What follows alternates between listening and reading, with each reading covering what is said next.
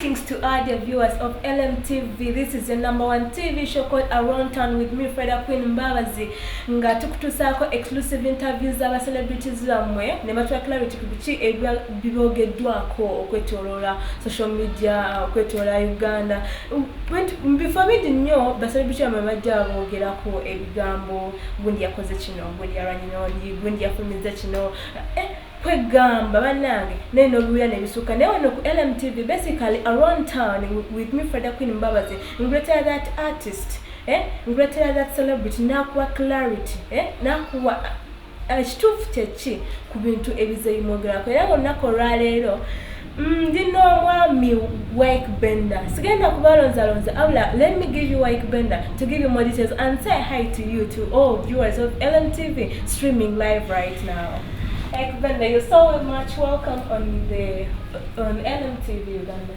Yo, wagwan people on the Ykee Bender boys otenda first on every gaza agenda langa ndina mwana wenyine wakewa kumpaka records. Yeah man, what's up LMTV? That has been Ykee Bender saying hi to the viewers of LMTV streaming live right now. Ngera onakora lelo, very many things have been going around, have been going viral ku social media, mu entertainment industry ya Uganda banana. I even don't know how to say it. Nebintu bingi. And they are very actually bintu bingi ibadde bigenda maaso nga bidominating entertainment industry. Naye nga waliwo top trending stories. Waliwo top trending stories kwa top artists. Many. And very many people have been coming out nga babako bebagamba. Buli omwe yiwadde view yo okusinziira ku ngeri gye yakifunyemu, ngeri gye yakitegeddemu. Naye nga olunaku olwaleero ndese Ykee Bender abawe answer ku byonna bibadde mwebuuza. Sigenda kubalonzalonza Ykee Bender. Let us just start straight away. Ykee Bender, many people know you as Ykee Bender, but what are your real names? My real names are Tugume Wycliffe. Out of Tugume Wycliffe, why did you decide to use your stage name as Ykee Bender? Well, Ykee comes from Wycliffe. Bender is a prophecy. Bender is a prophecy. Like prophecy. Every letter stands for something. Now, the viewer of LMTV right now would like to know, what does it stand for? What does really Bender stand for? It stands for blessed every night and day. Amen. Blessed every night and day. So Wycliffe is blessed every night and day. Amen. Ykee Bender. Straight away, like tugenda kulindiriza bintu bingi but tugenda kweyuna obudde. We're going to talk about music. We're going to talk about the top trending stories in the Ugandan entertainment industry.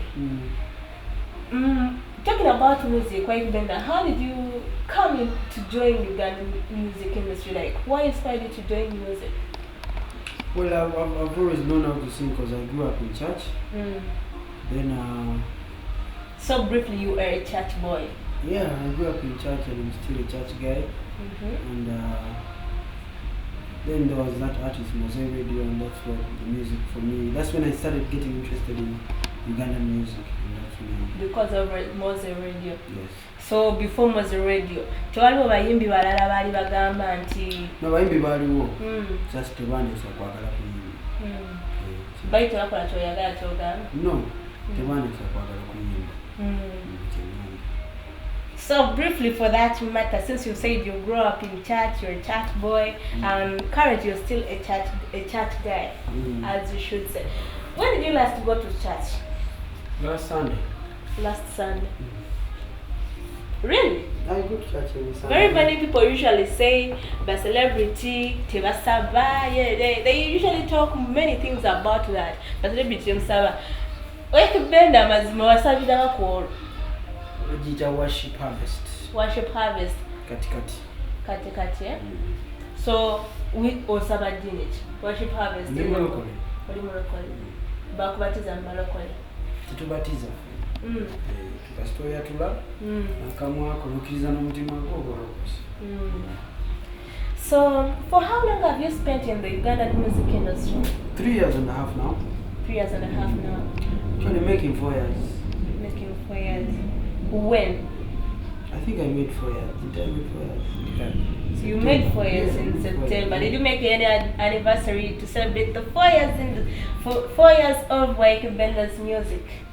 No, the biggest celebration I did was my concert this year, which was March this year. That was 3 years and a half. And I don't think I needed to celebrate. So, wabika ubisi. The gift of life.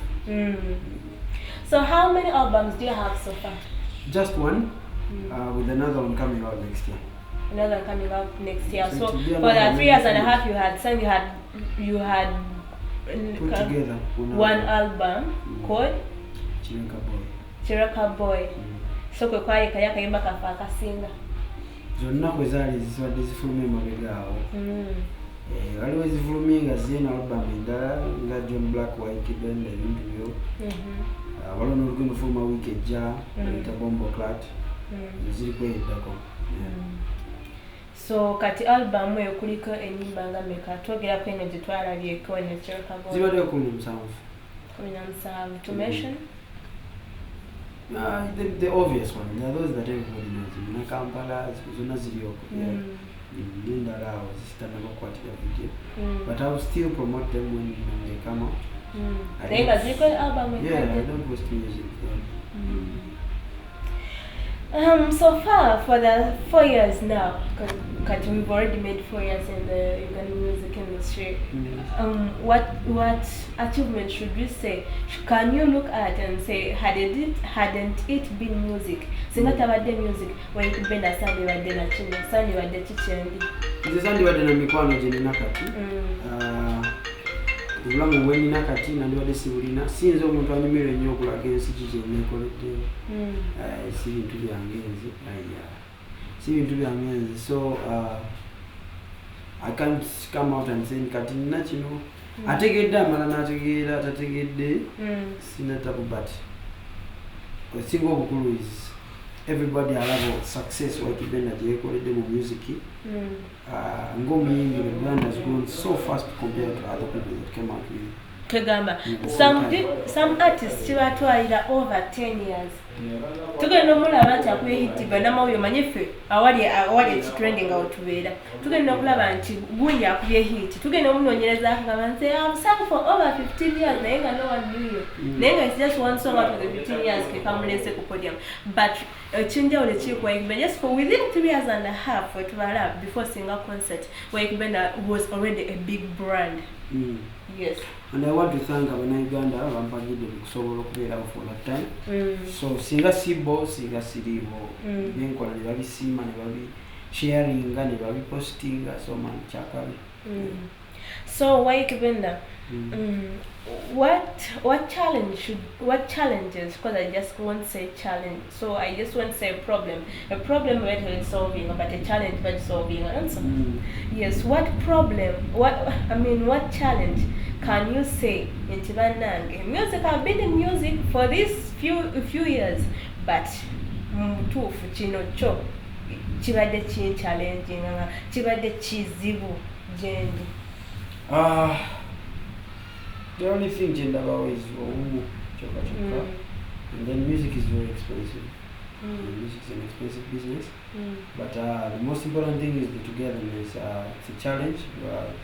Artists are trying to come together, and some are still trying to separate, and others are coming together.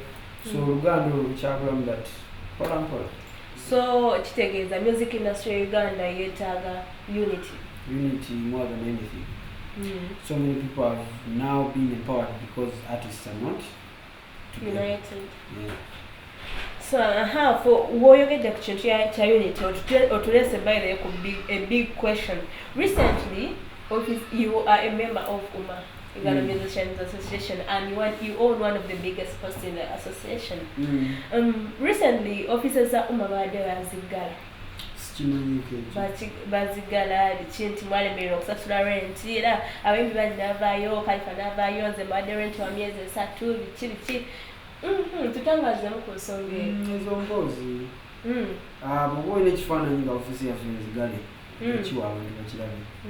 Let me tell you, there is nothing, teri kintu kijja mu nsi muno tekuli kagezaako kukikola so ne sintu bemwajagaliza naye era office simanyi kwanza office badde ezibule neleero tubadde ne meeting so yeah, I don't know what about so Ykee Bender has just blasted all rumors that have been going around town into offices that Umabazigala. No, that you've gotten the clarity. That's around town here on LMTV with me, Freda Queen Mbabazi. Let's proceed with Ykee Bender. Ykee Bender, when you were being voted for the because Uma 2040? Vice President. Or the Vice President wa Wabakulonda, bantu bangi bavaayo ne bagamba nti Ykee Bender might be incompetent because muto mu industry obadde tomanyi industry ya Uganda we badde tambula many people said many things. That's what I have to say. Bayogera bingi kwegamba nga how did you feel like abantu nga bali mugezaako kuteeka wansi? Bigambo si kintiise nnyo sene bisinga siri muntu wa bigambo bingi. I'm an action person. So you believe in the saying action to speak louder than words? Yes, always does. It always does speak louder than words. Bingi bibadde umefunidde abantu scholarships. Victoria University ne St. Lawrence University under our regime.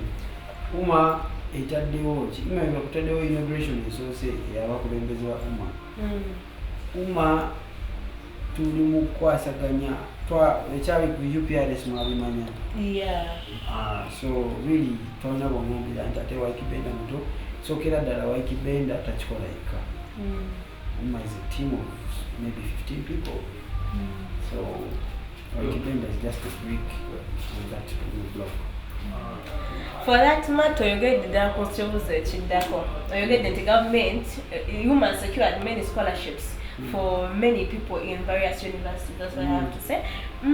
Emabega kao government ya Uganda yavayo negamba nti awadde abayimbi scholarship bagendera some universities ondalenda zebakola ki zebaagala. That's what we got.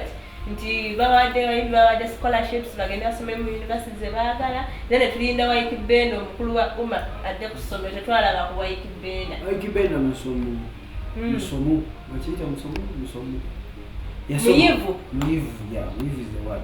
Yes. Ykee Bender muyivu nze ndi chemical engineer so siyina kyenyinza kwongera ku bino bwe mba nsaza okusoma mbajja ngenda ku lwange naye nze ndi muyivu ndowooza bali boogera ku wala batafuna kupapula sookerwako so naye ate gavumenti terina scholarships ate wadde bayingi yazibawa. So who was going to fund that? The universities. So you went to the universities and you had a universities, yes. Rupaleria group is a friend of ours. He ran the Victoria University. This is so Ykee Bender when today I'm so pleasure talking to a chemical engineer. Was I ngenda kuva nino nga engineer is a chemical. Yes, joking. Ykee Bender. There are more questions I have to ask you. There are many questions that have been going around town. Ykee Bender tubadde tukyali awo tuli wa Musuza fasa Musuza mu industry ya Uganda. Tukyali awo tulengera Ykee Bender nga avuddeyo naye n'atimba Jennifer ogenda kwejjusa olunaku lwe wankyawa. Jennifer yani?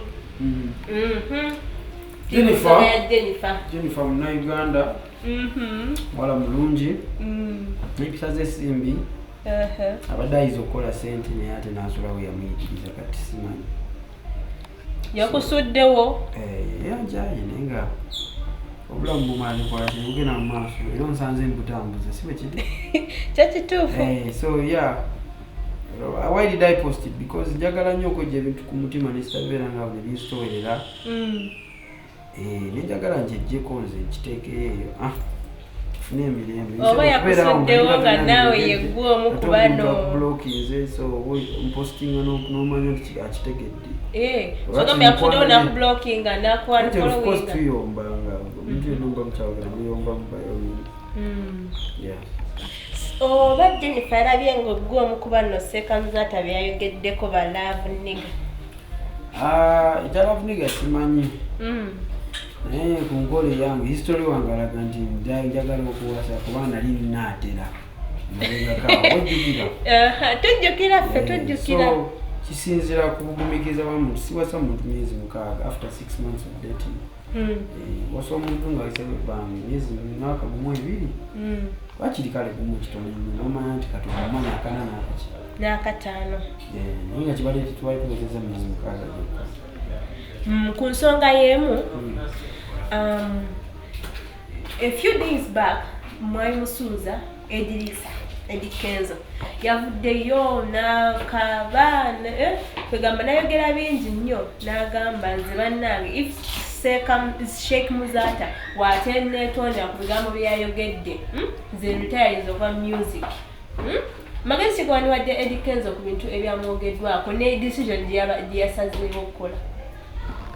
Edi Kenzo muntu ngaffe era alumwa era nze sobola mujajinga kubanga ebintu byayogedde si birungi ekyo tekivaawo naye oli mukulembeze abasaze okwenenya ayenenye abasaze obutenenya kibi naye ate tekigaana muganda wange kigenda maaso nakulamu bwe naye nga engola ye siinawe ngiwakanyiza biruma simanyi ze kinandikoze nga ndi mu kifo ekyo kyalimu simanyi kwegamba wandibadde wetaaga bakansala bali abasula n'ebikondo simanyi kyengeza okulaga because sikirimu so siinawe ntandikira akatiko kiwaako comment okitegeera. What kind of advice would you give him? I can't give him advice. I just want to wish him the best in life.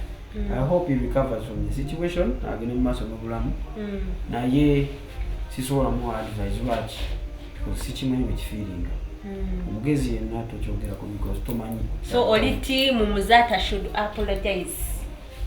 No, the team an apology doesn't kill you. Kati waba yasaze okapologizinga byamanyi baba tasaze okapologizinga so kati it means Kenzo should just oba mwetondedde bate bamwetondedde he has to move on with the music. Sijja kyogera naye kyemmanyi mwagaliza birungi byokka mu bbanga limu ddene oyo hasla ajja kwezuulira akola bigenda mu maaso musajja omukozi w'amaanyi.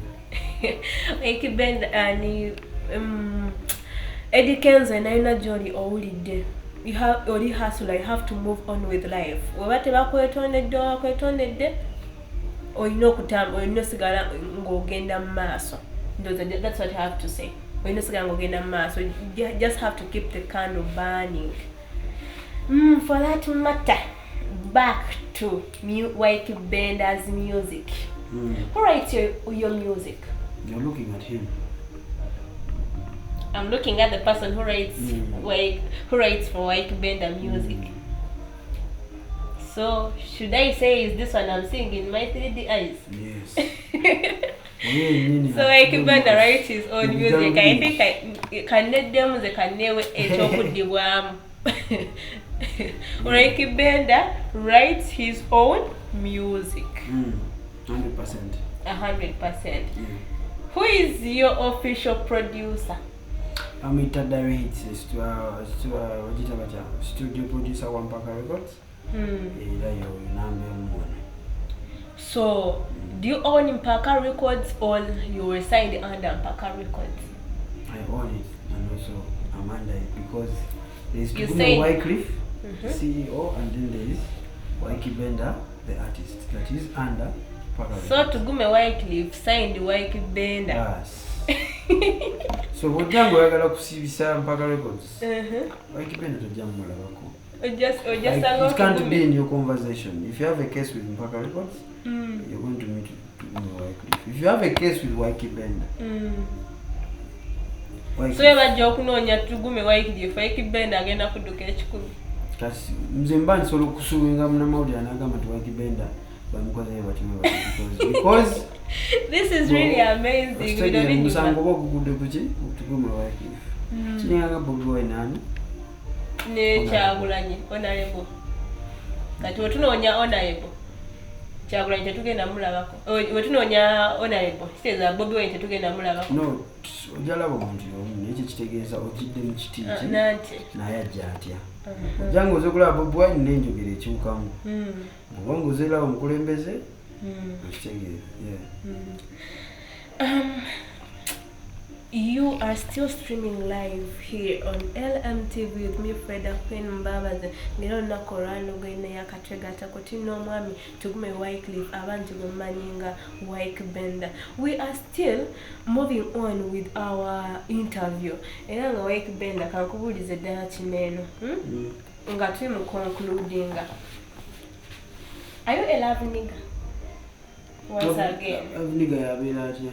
Love nigga sekamzaka ya manyi. Kati awo ninozo kali mukinyonyola because love nigga semyekozo. Simanyi kitegeeza.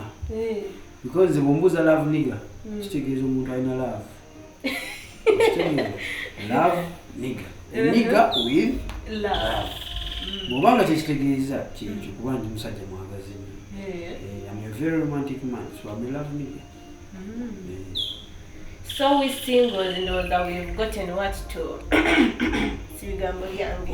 We're setting. We're setting in the chairman of singles in Uganda.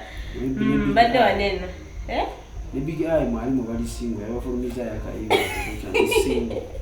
The big eye, I put me that is single. Now it is single. Kenzo is single. I didn't know that I forget chairman of singles in Uganda. Yes. We are coming to the end of 2019. What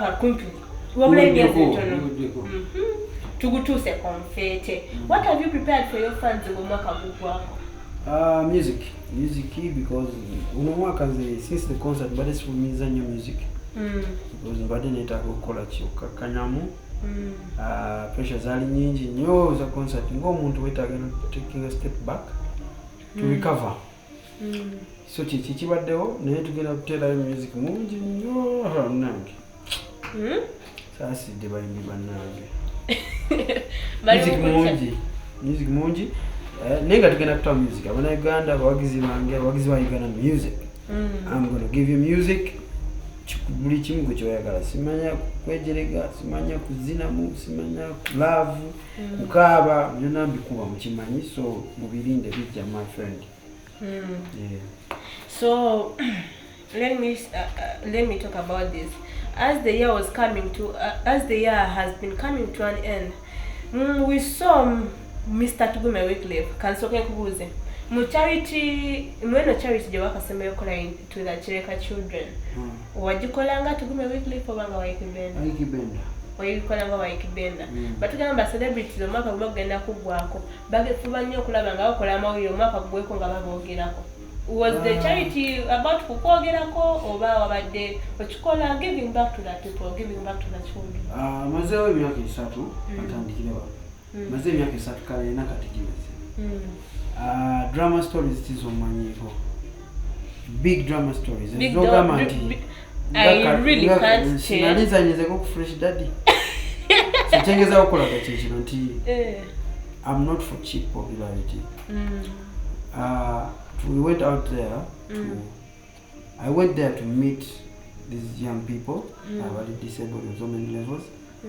No kulaga abana bange bana ba Ykee Empire about pushing the music iti ebyokubaliza katonda mulamu biki bingi. It was not to people to talk about you. But the most important thing was the experience. It is a lesson for me to go out there. No sango mwana nga gola bangali impaired naye akusinga essanyu. Okitegera asula mu kadomu kabana nkaaga ng'osula mu nnyumba ey'obwomu naye ki akusinga essanyu. Akusinga essanyu kitegeeza ki? Happiness is not in all these things betufiirira netwevuma netuyomba n'abantu. It's in the small things. So it is so call upon your fellow artists to go and do charity. No. Abayimbi, it's not something you call people to do. It's a charity. It has to come from the heart. Either chikola kuva ku mutima oba ina byobala nga bwayogedde ali. Wabera ababali byabwe. Mwoberawo munnanga abo ababala tubogereko. Nti gundi yagenze yawaddeyo ensawo z'obuwunga 5. Emitwe bakole emitwe bibawo naye ate n'abo nabo tebalina ttabo. Manyi lwaki? Because in the end if you've given, you have given. The blessing is yours. lwaki kukwezita nenkumi emitwalo 10 essaawa eyo nimba njikoledde ku kamera oba njikoledde mu nzikiza omutima gwo muki musanyufu. That's the point. It is not how many people have seen or how many have not seen, but how many hearts but how have you made someone feel. Period. You've talked about the Ykee Empire, the Mpaka Records Empire. How many artists? Mpaka Records Empire, tell you. It can become an empire. Yes, because edimu CEO n'abamugobera wansi. Yeah. Protocol nga webeera. How many artists have you signed under Mpaka Records or Ykee Empire? Right now, babiri. Ykee Bender, and then there's a new guy, very special talent. Singo kuchamula kono guy wange, wamita Ykee. Very humble guy. Ugandans are going to love him. He's a very special guy with a very special voice. The voice is anjawulo nnyo. N'okusingira ddala ze empisa ze. And he's an engineer like me. Oh wow. Yes, he's an educated nigga. So chakabi nnyo. Naye love nigga ndowooza simanyi netujala yomaso. But mumbera yonna gye kiri bamulende music mbasaba busabi mukole kyekimu nga mbadde mungutte. Appreciate this guy. He's a very special and humble guy. Muziki gwakala guleta. Olimbo olusoka lufuluma Saturday. Lero si Friday lero akuna. Lero Thursday. Launching. We are launching Ykee nga 19 ku Saturday. His first song, yeah. So watch out for that. Talking about two artists in Ykee Empire. Where is Tony in Mpaka Records? Where is Tony Trust? Tony Trust yagenda Bulaya. Ali German. Ane bintu byakola ebirala kati. Yagenda nga music aganye oba yakakusaba. Interview inajibuza Tony Trust. Nanti kati mbuza gwe CEO. Cannot tell you what I signing out Tony artist. Anti kati mbuuli denze kyemmanyi. Ane bintu byakola ki byakola ebyo. So what your music or what's your music ages? Chimani. Yeah. But you're no longer working with Tony Trust. No, he's not under my label now because you can't be in my label. If you're going to be in my label, you know so I can so that I can nurture you. Yeah. So briefly, Mpaka Records has 2 artists. Ykee and Ykee Bender. Nenga musubireyo omukyala maaso next year. Omukyala as in ngali under Mpaka Records. Female artist. Yeah. Badde manyira avuniga abadde agenda kwejjolola. Atugobe tulasingo. Wala vuniga teragala. Ate nga balina omukwano. Anti kyekugamba mbuuza gwagamba nti ngali nga kwejjolola. Wala vuniga nabo baagala. Badde agenda kwejjolola munange. Ove mu basingo, ove mu kakiiko kange, ove mu team singles. Njali mubanga nno kuba nnyonya sente.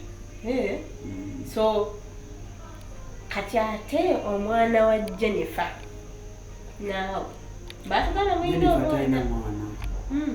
Jennifer I'm getting the news mukaaga omwana abadde wa. Mwana bamuzala emyezi mbiri. Omutege mwenda. Nate yizo kwa confusing the mother of the child decided. So waliwo mama w'omwana ne Jennifer. Yes. Mama w'omwana ye oyogedde ku mama w'omwana aliwo. Yali n'omwana. Tolina mwana. Omwana mulina naye mulaba we mwagalit. Kuba nze taata we era nze amuliisa. Nate ogambye tolina ye mwana. Sigambye sirina. Omulabira omwagalira. Gambye they're different women. So kati tulina plani za kuddingana ne mama w'omwana. Lwaki? Kuba muyina ekibagatta gwe ne mama w'omwana mulina. Eyo ndowooza tubirekera Katonda ebisumto ebimu ebisinga. Biki ekyo kyonna kyeyinza okugamba tubirekere Katonda ebyo. So tuline Mukama oba kasooke tunaomwana oyo alina okusoma ate alina okusomera okusinga nze gye nasomera. Ate alina okuba omugezi okusinga nze bwe nali. Ate oyo omwana bingi byemusuubiramu byenjagala bintuukeko bisitaakola ki bisitaalabako. So mba nina okusacrifice ebisaawa eno. Kyova nkugamba kyali singa ebbanga ddene kuba njagala to work for the child. Yeah, I need him to be the best because nasabire okuzaala omwana omulenzi Katonda n'akikola kati kamuddize. They say we are blessed to bless. Thank you. That has been Ykee Bender. Ykee Bender, can you give your last remarks? Ogambo wa usema eri abalabi ba LMTV, eri abalabi ba music wa Ykee Bender, eri abavuzi ba Mpaka Records yonna n'abagirimu. Your last remarks. Kyokera ddala bambi mbebaza yonna gye muli abawagizi baffe era abawagizi ba Uganda music. Sikyagala nnyo kwogera ku nze nzekka because sinze muyimbi nzekka omulungi. Abayimbi abalungi bawerako era mwe bali tuwagira ffenna n'abatannaba kujja bajja mu maaso awo. Please continue supporting Ugandan music because teri wala gitugenda kujja buwagizi kujja nga butandikidde wano. Okitegeera. So yeah, mwongere okutuwagira. Mpaka Records baagala nnyo era naffe tugenda kukola kimu baleetera music wa kabi and watch out for Dre Kali. Erinnya liri Dre Kali. Watch out for that brother. Katisiibula osiibudde abawagizi ba Ykee Bender, katisiibula abawagizi ba LMTV. Yo, abawagizi era abalabi ba LMTV yonna gye muli man. Keep it locked on LMTV. Don't you switch on a button. Boom. That has been Ykee Bender here. Composer LMTV live. Era mwebaza muna awadde ba streaming live muna. You can LMTV Uganda is an online TV channel you can get on your various social media platforms, say YouTube, Instagram, Facebook. Just go right LMTV Uganda. Watch, comment, like, share all videos. Also no commenting that mbadde njagala muyimbi ono bambi LMTV tujja kuleetera omuyimbi yennyini era ojja kupostinga ebibuuzo biwandiagale tubuuze omuyimbi yennyini bw'obadde oyagala era ng'abadde akutuusaako programu eno eyitibwa Around Town siri mulala abula nze mwana mala omumbejja Freda Queen Mbabazi. Ndi mumbejja sebono towakanda ndi mumbejja Freda Queen Mbabazi. Tusisinkane olundi mmwe.